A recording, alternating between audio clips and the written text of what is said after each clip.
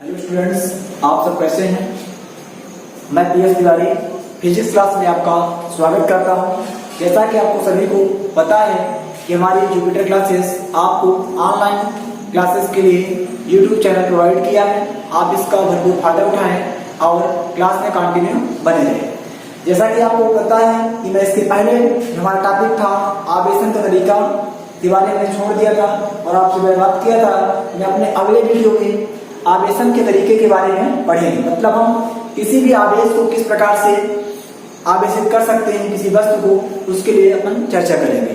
तो जैसे कि आप जानते हैं आवेशन की विधि मेथड ऑफ चार्जिंग, किसी वस्तु को कैसे आवेशित करते हैं।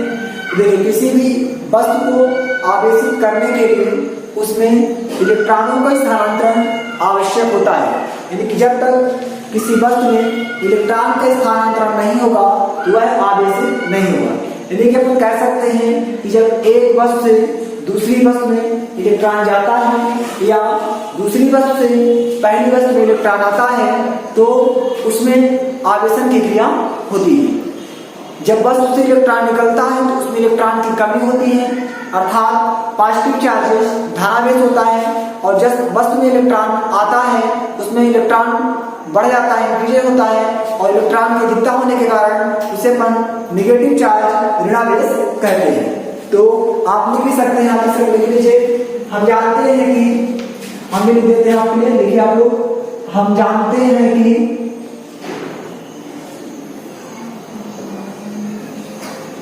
किसी भी वस्तु को आवेशित करने के लिए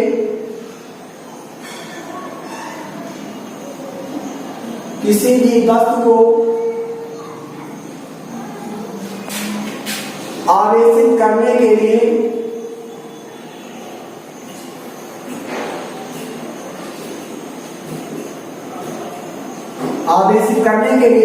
इलेक्ट्रॉनों का स्थानांतरण आवश्यक होता है।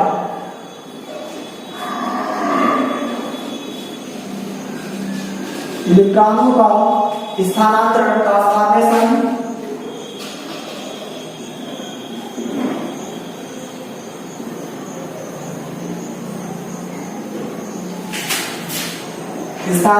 आवश्यक होता है।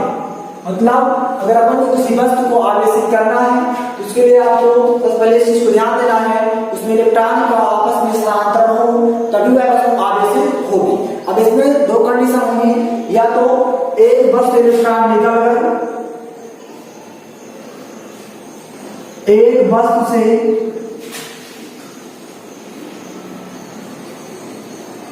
इलेक्ट्रॉन निकलकर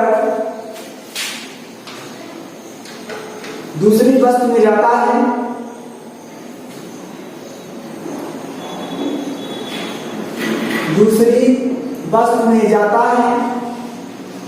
या दूसरी वस्तु से पहली वस्तु में इलेक्ट्रॉन आता है,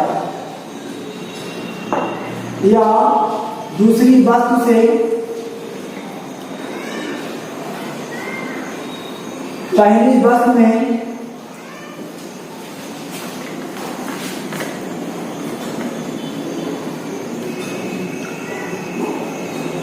इलेक्ट्रॉन आता है।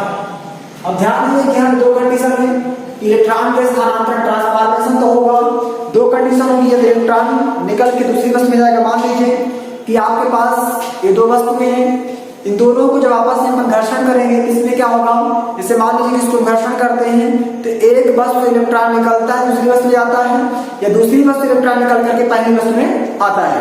सपोज दैट अगर पेन से मार्कर घर्षित करते हैं तो पेन से इलेक्ट्रॉन निकलकर कहाँ जाता है, मार्कर में, तो पेन में क्या होती है, इलेक्ट्रॉनों की कमी होती है। तो इसे अपन जब इलेक्ट्रॉन की कमी होती है तो इसे अपन क्या कहते हैं, पॉजिटिव चार्जेस धनावेश कहते हैं। दूसरी कंडीशन, अगर हो सकता है कि मार्कर से निकल करके आवेश पेन में आए और इसी पेन में क्या हो जाए, इलेक्ट्रॉन की अधिकता हो जाए। जब इलेक्ट्रॉन की अधिकता होती है तो इसे अपन क्या कहते हैं, ऋणावेश कहते हैं। यानी किस प्रकार से किसी भी अनावेशित वस्तु को आवेशित करने के लिए उसमें इलेक्ट्रॉनों का स्थानांतरण आवश्यक होता है।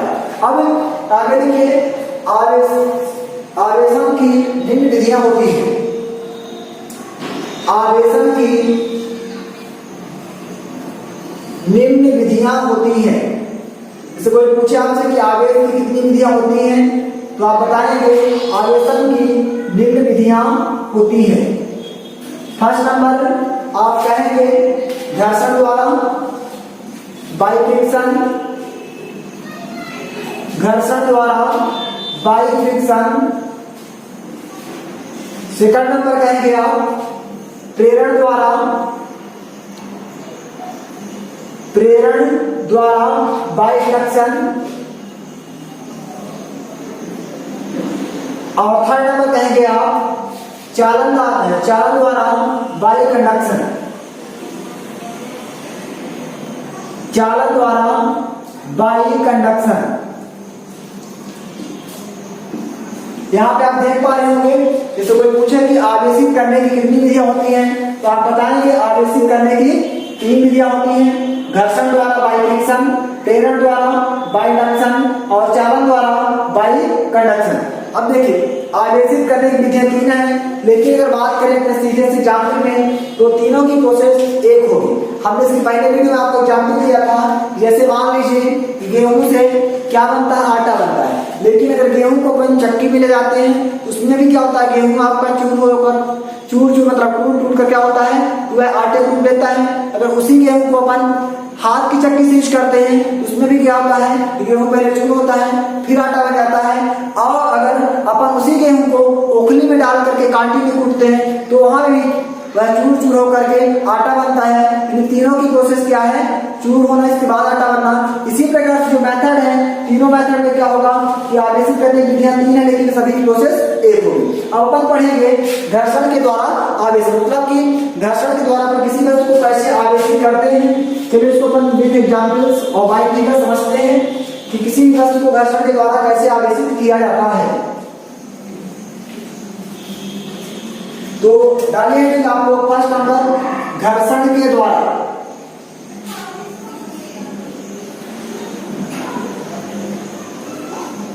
घर्षण के द्वारा बाई फ्रिक्शन, बाई फ्रिक्शन घर्षण के द्वारा। तो घर्षण के द्वारा क्लियर है, नाम से स्पष्ट घर्षण फ्रिक्शन, यानी कि जब दो वस्तु को आपस में रगड़ा जाएगा तभी क्या होगा, उसमें घर्षण होगा। लेकिन घर्षण द्वारा आवेशन के लिए भी कुछ बातों को जानना आवश्यक होगा। पहली बात तो जानिए घर्षण द्वारा आवेशन तभी संभव है जब दोनों पदार्थ चालक ना हो, यानी कि अगर दोनों पदार्थ चालक हो जाएंगे उसमें क्या होगा, आवेशन की क्रिया नहीं होगी। यानी कि एक पदार्थ चालक दूसरा पदार्थ कुचालक या दोनों पदार्थ कुचालक हो तो घर्षण के द्वारा आवेशन संभव है। बट अगर दोनों पदार्थ कंडक्टर चालक हैं तो उसमें आवेशन नहीं होगा। हम आपको चालक, कुचालक और अर्धचालक, कंडक्टर, इंसुलेटर एंड सेमीकंडक्टर के बारे में इसके बाद बताएंगे। पहले हम इसमें चर्चा करते हैं घर्षण के द्वारा किसी वस्तु को अपन कैसे आवेशित करते हैं। तो इस चीज को आप ध्यान रखिएगा, आप व्यक्ति के साथ बहुत ही मोस्ट है आपको अकॉर्डिंग टू बायो वगैरह कि अगर दो चालक पदार्थों को आपस में घर्षण किया जाता है, रगड़ा जाता है, उसमें कोई आवेश में परिवर्तन नहीं होगा, क्योंकि घर्षण के द्वारा आवेशन के लिए इस बात का होना आवश्यक है कि दोनों पदार्थ चालक ना हो, पहली चीज।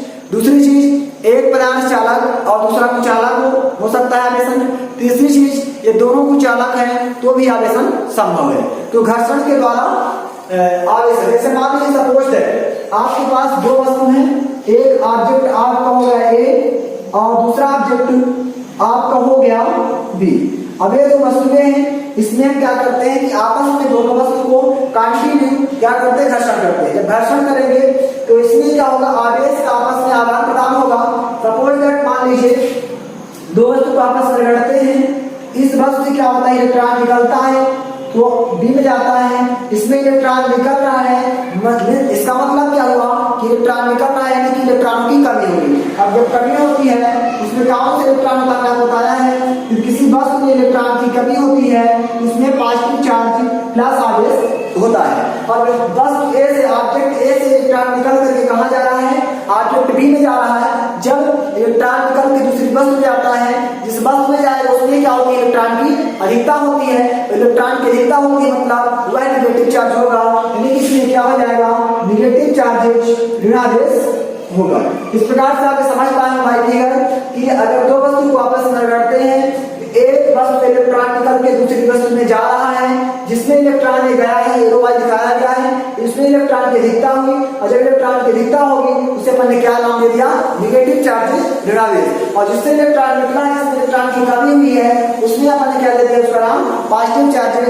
इससे कॉन्सेप्ट क्लियर हुआ कि जहां पे इलेक्ट्रॉन की कमी होती है वहां धनावेश होता है, और जहां पे इलेक्ट्रॉन की अधिकता होती है वहां पे ऋणावेश होता है। आपको बता चुके हैं कि दोनों वस्तु में चालक नहीं है, हो सकता है कि एक चालक एक कुचालक या दोनों कुचालक हो सकती है, लेकिन दोनों चालक कंडक्टर्स नहीं होंगे। अब देखिए इसकी थ्योरी के माध्यम से, इसे घर्षण के द्वारा लिख सकते हैं। आप लिखना चाहें कि घर्षण के द्वारा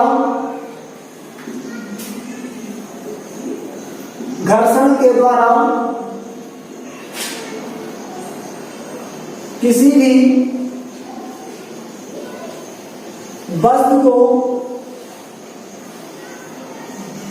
तभी आवेशित किया जा सकता है, तभी आवेशित किया जा सकता है जब दोनों वस्तुओं को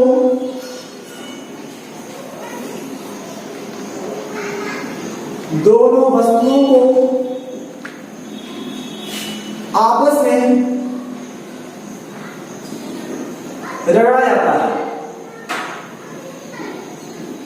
आपस में रगड़ा जाता है। जब दो वस्तु को आपस में रगड़ते हैं, जब दो वस्तु को आपस में रगड़ते हैं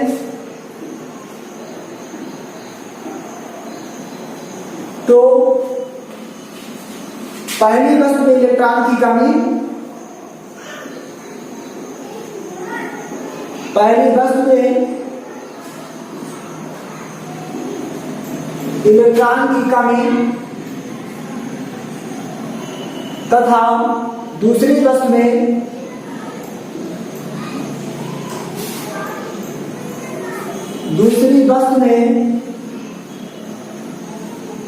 इलेक्ट्रॉन की अधिकता होती है, इलेक्ट्रॉन की अधिकता होती है। इस प्रकार हम कह सकते हैं कि घर्षण के द्वारा किसी वस्तु का आवेशन किया जा सकता है। यदि आप थ्योरी देख रहे हैं, यहाँ पे थ्योरी में लिख दिया है, फिगर समझाया है कि घर्षण के द्वारा किसी वस्तु को कैसे आवेशित करते हैं। जब अपन दो वस्तुओं को आपस में रगड़ते हैं, एक वस्तु में इलेक्ट्रॉन की कमी हुई, इससे इलेक्ट्रॉन दूसरे में आया, जिसमें इलेक्ट्रॉन की कमी होती है उसे अपन ने क्या कहा, पॉजिटिव चार्ज धनावेश, और जिसमें इलेक्ट्रॉन की अधिकता हुई, जिसमें इलेक्ट्रॉन जा रहा है उसे अपन नेगेटिव चार्ज ऋणावेश कहते हैं। यानी कि एक वस्तु से दूसरी वस्तु में आवेश होगा तो दो वस्तु आपस में रगड़ने से उत्पन्न होता है। एक वस्तु में इलेक्ट्रॉन की कमी होती है, दूसरे में अधिकता होती है, या ऐसा भी हो सकता है कि दूसरे में इलेक्ट्रॉन की कमी हो तो पहले में इलेक्ट्रॉन की अधिकता हो सकती है। इस प्रकार से घर्षण के द्वारा किसी भी वस्तु को आवेशित किया जा सकता है। इसको अपन इस आगे लिख सकते हैं कि या दूसरी वस्तु में इलेक्ट्रॉन की कमी, दूसरी वस्तु में इलेक्ट्रॉन की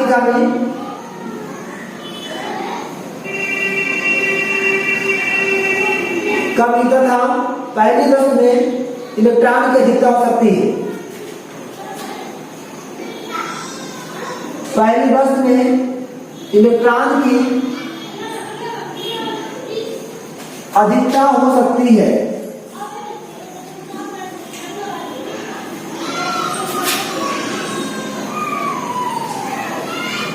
इस प्रकार से अपन घर्षण के द्वारा किसी वस्तु को आवेशित कर सकते हैं। जब फर्स्ट में आपको डाउट है आप कमेंट से पूछ सकते हैं। हमने इसमें कुछ वर्ड लिखा है, बताया लिखा तो नहीं, अगर आप लिखना चाहें तो लिख सकते हैं।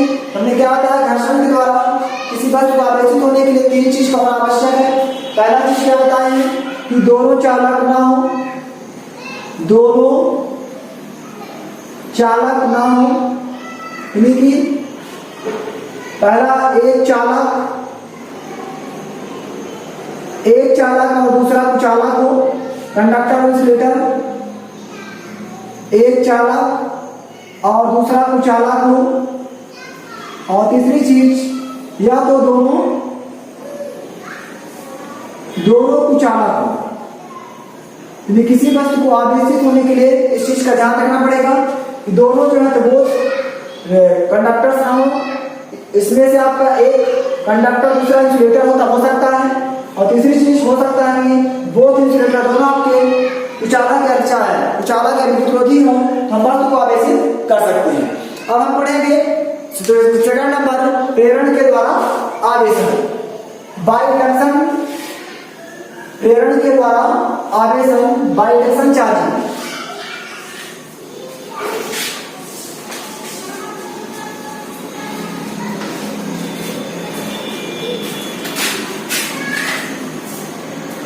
सेकंड नंबर है प्रेरण के द्वारा आवेशन। प्रेरण के द्वारा आवेशन इंग्लिश में कहेंगे चार्जिंग बाय इंडक्शन।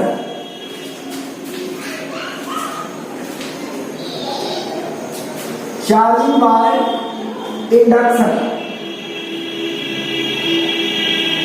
प्रेरण के द्वारा आवेशन। पहले इसकी परिभाषा लिख लीजिए चाहे। देखिए, प्रेरण के द्वारा आवेशन मतलब यह है कि किसी भी अनावेशित वस्तु को आवेशित वस्तु के संपर्क में लाए बिना उस वस्तु को आवेशित करना प्रेरण द्वारा आवेशन कहलाता है। मतलब कि हम एक वस्तु अनावेशित हो और दूसरी वस्तु आवेशित हो, तो दोनों को क्या हो कि एक दूसरे के संपर्क में, मतलब कि दोनों को आपस में संपर्क न लाया जाए, फिर भी दूसरी वस्तु को आवेशित किया जाए, इसे अपन क्या कहेंगे? प्रेरण के द्वारा आवेशन। लिख लीजिए कि किसी भी अनावेशित वस्तु को, किसी भी अनावेशित वस्तु को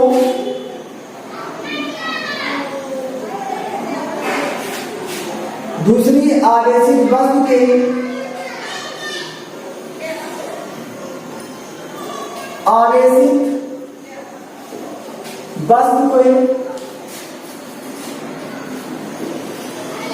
संपर्क में लाए बिना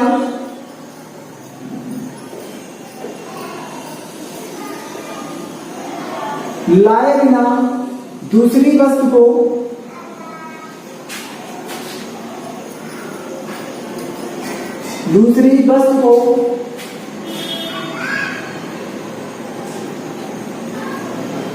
आवेशित करना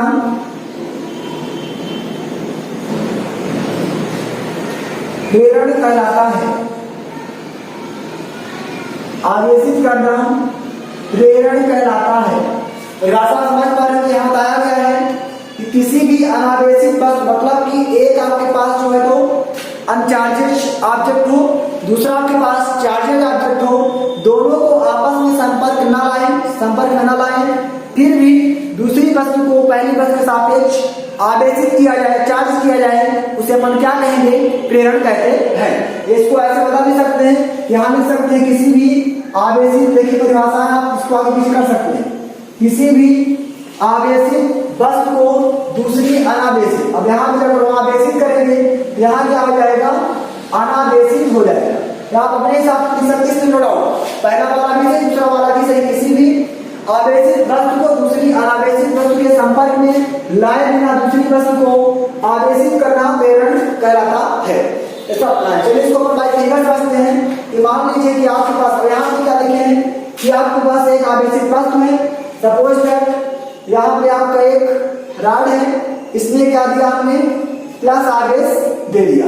ओके, अब क्या करते हैं, यहाँ पे एक आपका कुचालक स्टैंड है, इंसुलेटर स्टैंड। इस स्टैंड में क्या करते हैं अपन? इस स्टैंड के ऊपर एक चालक रखते हैं। जब चालक रखेंगे जो इसके पास वाला सिरा है, इसके पास वाले सिरे में क्या हो जाएगा? जैसे आपका प्लस चार्ज है तो आपने पढ़ा होगा कि पास वाले सिरे में ऋणात्मक आवेश और दूर वाले सिरे में धनात्मक आवेश उत्पन्न हो जाता है। अब अपन इसको नाम दे सकते हैं, सपोज दैट इसको मैंने नाम दिया ए, इसको नाम दिया बी, इसको नाम दिया सी। ये आपका फिगर ए था। अब अपन इसी को देखते हैं दूसरे केस में, तो क्या करते हैं कि पुनः यहाँ पे आपका प्लस चार्ज का एक चालक है, यहाँ अपना एक इंसुलेटर स्टैंड है। इस स्टैंड में के ऊपर एक चालक पदार्थ रखा है। इस चालक पदार्थ में यहाँ पे क्या था, प्लस है, पास वाले सिरे में प्लस आवेश, माइनस आवेश, दूर वाले में प्लस आवेश। लेकिन हम क्या करते हैं कि दूसरे सिरे का संपर्क कहाँ से कर देते हैं, पृथ्वी से कर देते हैं। कहाँ से करते हैं, पृथ्वी से, बोलेंगे इंग्लिश में अर्थ से कर देते हैं। जब इसका संपर्क अर्थ से करेंगे तो इसका जो प्लस है, प्लस आवेश चला जाएगा पृथ्वी। जब पृथ्वी प्लस आवेश जाएगा, इसमें से क्या बचेगा, ऋणावेश। और तीसरा फिगर देखते हैं, इस चालक में केवल क्या बचता है, ऋणावेश बच जाता है इस इंसुलेटर स्टैंड के ऊपर। अब आप इस देखिए, समझिएगा, हमने क्या लिखा है कि किसी भी आवेशित वस्तु को दूसरी अनावेशित वस्तु के संपर्क में लाए बिना दूसरी वस्तु को आवेशित करना प्रेरण कहलाता है। अब यहाँ पे आपके चालक है, इसमें क्या है देखिए, प्लस चार्ज मतलब है आपकी आवेशित रहेगी। फिर दूसरी वस्तु देखते हैं, यहाँ पे एक इंसुलेटर स्टैंड है, इसके ऊपर एक वस्तु रखी है जिसे हमने नाम दिया BC। तो इसके पास वाले सिरे में क्या होगा, ऋणावेश और दूर वाले सिरा में धनावेश। तो होता क्या है कि हम प्लस है, यहाँ पे ऋण है, तो प्लस और ऋण क्या होता है, आकर्षण हो जाएगा। और जो प्लस आवेश है तो प्लस आवेश कहाँ चला जाएगा, पृथ्वी में। तो जो आपका लास्ट फिगर बनता C, इसमें वाली क्या बचता है, धनावेश। इस प्रकार से उसका जो धनावेश था पृथ्वी में चला जाता है और आकर्षण के कारण सिर्फ उसमें क्या बचता है, ऋणावेश बचता है। इस प्रकार से हम प्रेरण के द्वारा आवेशन को भी समझ सकते हैं। जो हमारा तीसरा केस था, चालन के द्वारा आवेशन। चालन के द्वारा आवेशन को आप स्वयं पढ़ेंगे, अगर आपको डाउट होगा तो पूछेंगे। हमने आपको पहला बताया घर्षण के द्वारा आवेशन, दूसरा बताया प्रेरण के द्वारा आवेशन, और तीसरा आपका है चालन के द्वारा आवेशन। चालन के द्वारा आवेशन, इसको आप स्वयं पढ़िए, अगर आपको डाउट है पूछिए। Charging by induction. अब हम आपको बताए थे, किसी में आपसे बात करेंगे चालक के बारे में, बार बार चालक आ रहा है, तो आप इसको जानिए कि चालक क्या होता है और कुचालक क्या होता है। तो आइए हम बात करते हैं चालक के बारे में।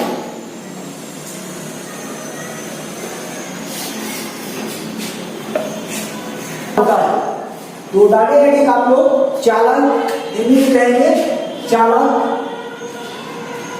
और इंग्लिश में आते हैं इसे कंडक्टर। कंडक्टर, चालक या सुचालक। देखिए, अब अपन इसको साइंस में 9 से पढ़ते आ रहे हैं कि चालक होता क्या है। जैसे आपसे कोई पूछे चालक क्या है, सीधे से आप समझ रहे होंगे कि चालक का मतलब ये है कि एक ऐसी वस्तु जिसमें क्या हो कि धारा का प्रवाह हो सके, उसे अपन क्या कहते हैं, चालक। लेकिन अब आप ये देखेंगे कि धारा का प्रवाह क्यों होता है, कैसे होता, अपन कह सकते हैं कि इसमें धारा का प्रवाह हो रहा है। जो इसकी परिभाषा होती है, परिभाषा ये कह सकते हैं कि वे पदार्थ जो अपने में से धारा को आसानी से प्रवाहित होने देते हैं, चालक कहलाते हैं। क्योंकि इसमें स्वतंत्र इलेक्ट्रॉनों की अधिकता होती है, जिसके कारण इसमें क्या होता है, धारा का प्रवाह होता है। जैसे हमने बोल दिया प्लास्टिक, प्लास्टिक आपकी क्या कहलाएगी, कुचालक कहलाएगी, क्योंकि इससे धारा का प्रवाह नहीं हो सकता, इसलिए अपन इसका नाम क्या दिया, कुचालक दिया। अब कोई पूछे इसमें धारा का प्रवाह क्यों नहीं होता है, क्योंकि इसमें स्वतंत्र इलेक्ट्रॉनों की क्या है, कमी है, जिसके कारण धारा का प्रवाह नहीं होता। तो कोई पूछे कि चालक क्या है, तो आपको सीधा जवाब देना है कि वे पदार्थ जो अपने में से धारा को आसानी से प्रवाहित होने देते हैं, उसे अपन क्या कहते हैं, चालक कहते हैं। चालक में धारा का प्रवाह स्वतंत्र इलेक्ट्रॉनों की अधिकता के कारण होता है। प्रकृति में पाए जाने वाली समस्त धातुएं विद्युत की चालक होती हैं, जबकि जो चांदी है, तो चांदी एक आपका सर्वोत्तम चालक, गुड कंडक्टर के नाम से जाना जाता है। अगर आप लिखना चाहते हैं, लिख लीजिए, वे पदार्थ जो अपने में से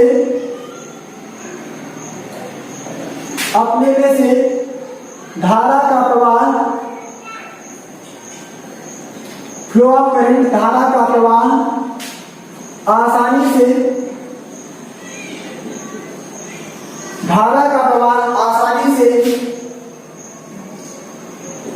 होने देते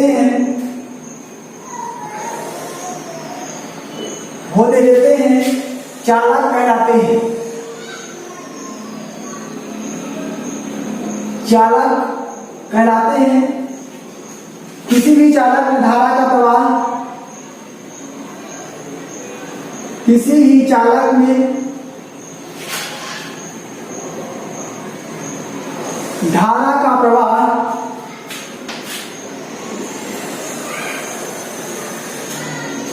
मुक्त इलेक्ट्रॉनों की अधिकता के कारण होता है। मुक्त इलेक्ट्रॉनों की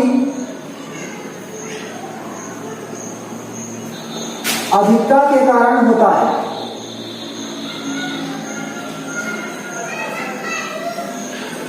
अधिकता के कारण होता है। जैसे मान लीजिए कुछ भी चालक किसे कहते हैं, तो आप क्या बताएंगे कि वे पदार्थ जो अपने में से विद्युत धारा या धारा का प्रवाह आसानी से होने, मतलब जिस पदार्थ में करंट प्रवाहित होती है उसे अपन क्या कहते हैं, चालक कहते हैं। ये क्वेश्चन यहाँ पे किया गया कि धारा का प्रवाह चालक में क्या होता है, तो किसी भी चालक में धारा का प्रवाह मुक्त इलेक्ट्रॉन की अधिकता के कारण, यानी कि धारा का प्रवाह तभी होगा जब उसमें मुक्त इलेक्ट्रॉन होगी। अब लिखिए आप जैसे, तो जैसे लिख सकते हैं इसमें एग्जाम्पल के लिए पृथ्वी भी आपके चालक है। माना तो था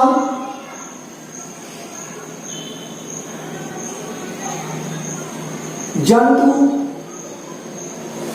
शरीर, माना तथा जंतु शरीर तथा सभी धातुएं ऑल मेटल्स, मतलब कि जैसे कोई बोले कि कुछ चालक पदार्थों के नाम बताइए, तो पहले पृथ्वी में धारा का प्रवाह होता है, करंट अर्थिंग भी करते हैं। दूसरा, जितने भी जीवित शरीर है, चाहे मानव हो चाहे जंतु, जो भी जीव शरीर जिसमें जीवन पाया जाता है उनमें भी चालक धारा का प्रवाह होता है। और तीसरी चीज, सभी धातुएं आपकी जितनी भी धातु होती है, सोना है, चांदी है, तांबा है, ये अपन कह सकते हैं गोल्ड, सिल्वर, कॉपर, इटिसेट्रा, मतलब कि जितनी भी सभी धातुएं होती है, सभी धातुओं में धारा का प्रवाह होता है, इसे अपन चालक कह सकते हैं। फिर अपन बात करेंगे कुचालक इंसुलेटर की। कुचालक क्या होता है या विद्युतरोधी, इसे इंग्लिश में कहते हैं इंसुलेटर, कुचालक या इंसुलेटर। अब इसे क्लियर होगा, जब आपसे चालक बनेगा तो कुचालक बन जाएगा। वे पदार्थ जो अपने में से धारा को प्रवाहित नहीं होते। यहाँ देखेंगे अपन कि वे पदार्थ जो अपने में से धारा का प्रवाह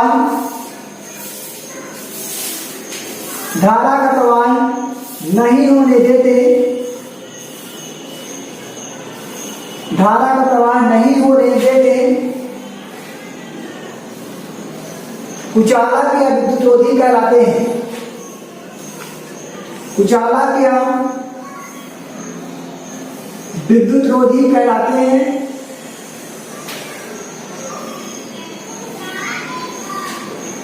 मतलब यहाँ परिभाषा देखिए, इसमें बिल्कुल अपोजिट है। इसमें क्या लिखे थे, धारा का प्रवाह आसानी से होने देते, इसमें क्या लिखे हैं, बाकी से रहेगा ये पदार्थ जो अपने में से धारा का प्रवाह नहीं होने देते, कुचालक या विद्युतरोधी मतलब विद्युत का विरोध करने वाला।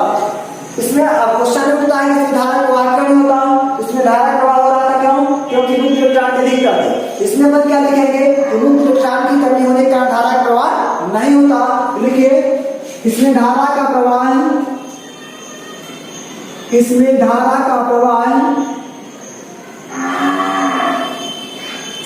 मुक्त इलेक्ट्रॉनों की गति के कारण नहीं होता। मुक्त इलेक्ट्रॉनों की कमी के कारण नहीं होता है। जैसे कोई पूछे कि धारा प्रवाह क्यों नहीं होता, आप क्या जवाब देंगे, क्योंकि इसमें मुक्त इलेक्ट्रॉन की क्या होती है, कमी होती है। अब इसमें जितनी भी आपकी धातुएं होती हैं, तो ग्रेफाइट को छोड़ करके, ग्रेफाइट क्या होता है, जैसे पेंसिल अगर देखेंगे तो ग्रेफाइट अधातु होती भी चालक होती है। अगर पेंसिल को अपन दोनों साइड से छील करके उसमें करंट प्रवाहित करें तो पेंसिल में करंट प्रवाहित हो सकती है। यहाँ पर लिखेंगे कि ग्रेफाइट को छोड़ करके सभी धातु में विद्युत की कुचालक होती है। लिख लीजिए जैसे आप कह सकते हैं लकड़ी, प्लास्टिक, लकड़ी, प्लास्टिक, कांच, रबर तथा ग्रेफाइट को छोड़कर सभी धातु,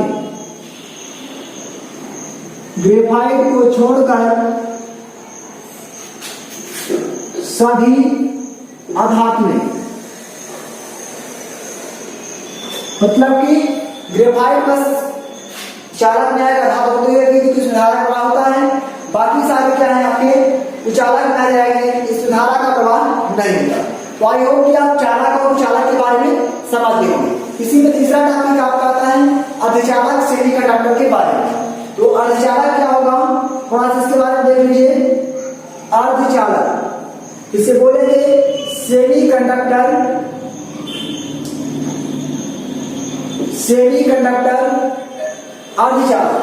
तो कुल मिला के इसको समझना आसान है, चालक और कुचालक दोनों को मिला दिया जाए, दोनों को मिलाने पर क्या बनता है अर्धचालक। यानी परिभाषा क्या लिखेंगे कि चालक और कुचालक के सम्मिलित रूप को अर्धचालक कहते हैं। लिख लीजिए चालक और कुचालक, चालक और कुचालक दोनों के विस्तृत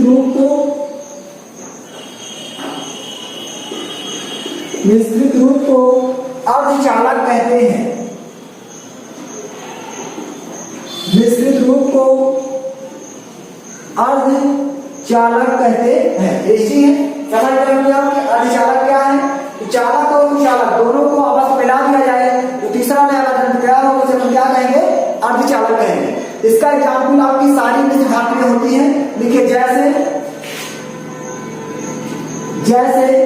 जर्मेनियम,